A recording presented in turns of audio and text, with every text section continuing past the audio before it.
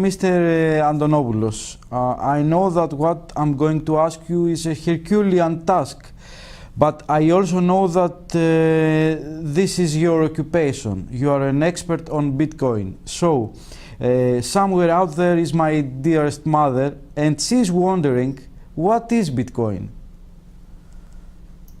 Bitcoin is a form of money that works on the internet. It's money that is digital, that is not controlled or issued by any government or bank, that allows people to use it just like cash, only cash that you can email from one person to another almost instantaneously anywhere in the world. And it's grown up with the internet, and it's providing a form of money for the internet. It's a lot more than that, of course, but that's a basic explanation. There is an argument that Bitcoin is a force of democratization, a fundamental transformation of currency market. Can you explain us why? You know, I think one of the things that we've seen, especially over the last few years, is that currency is a form of power. And when that power is concentrated in the hands of governments, they tend to misuse that form of power. If you look historically at currencies, national currencies, on average, they last about 30 years before they descend into hyperinflation, devaluation, where the government uses the power of currency to essentially create hidden tax through inflation and steal money from pensioners, from savers, and from investors in order to fund its own debt. And so we've seen that happen again and again all around the world in multiple currencies. And in fact, you can count on one hand the number of currencies that have lasted more than 30 years without having that phenomenon occur.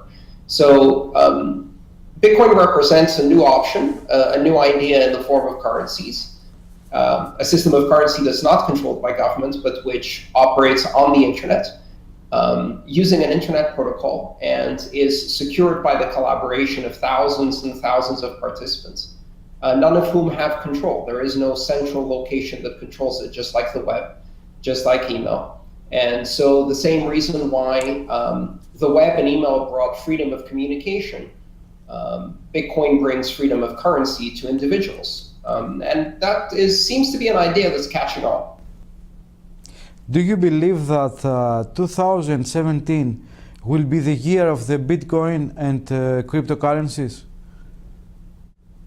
Well, I think so far every year since 2009 has been the year of Bitcoin and cryptocurrencies.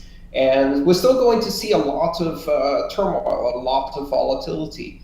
And I expect Bitcoin will probably move a lot this year, going up very quickly and possibly as well going down very quickly, and having a lot of fluctuations, because it is still a very small currency that is being used as a safe haven from economies that are very large. For example, the Chinese are using Bitcoin to escape currency controls and devaluation of their native currency.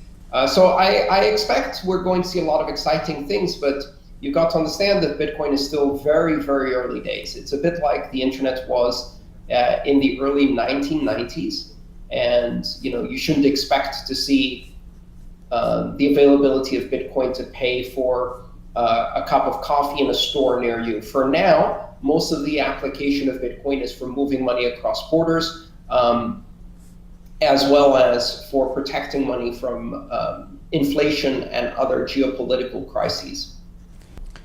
Many people believe that Bitcoin maybe is a Ponzi scheme, a financial bubble. Which is your answer to them? Well, in order to have a Ponzi scheme, generally speaking, you need a Mr. Ponzi, and you also need a scheme. Bitcoin has neither.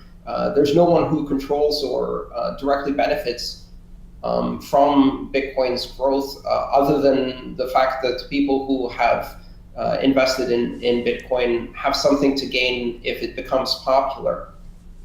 In that way, every currency benefits early adopters, and every technology we see has a similar path where early adopters gain the most. So the first people who are on the internet gained the most from the internet, we didn't consider that a Ponzi scheme just because early adopters gained the most from their adoption.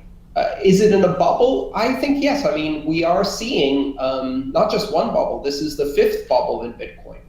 And part of the reason that Bitcoin exhibits these bubbles is because it is a small currency. It is global in nature. It is very open to trading. And so as a result, you have these emotional responses. So right now, people are very excited about the price moving up, and that's going to cause the price to move to levels that are not supportable. And then the price is going to retrench. And so we see these big swings where it goes up very quickly and then it goes down very quickly. If someone forces you to make a prediction about the future of the Bitcoin and the digital coins in general, which that would be? Well, I can make some predictions very comfortably. I think in the future we will see a world where digital independent private currencies like Bitcoin, decentralized currencies that are not controlled by anyone, that work based on network coordination on the internet, and that are free for anyone to access and use, and open for anyone in the world to access. I think they will coexist, and they will be very successful, and coexist alongside national currencies.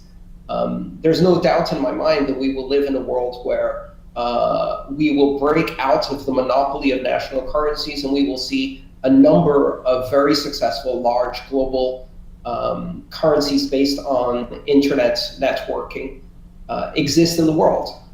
Whether these will be Bitcoin or something else, or maybe we change the name or the underlying technology changes, doesn't really matter. The bottom line is that in the future we will have digital national currencies as well as digital private currencies that are not controlled by governments.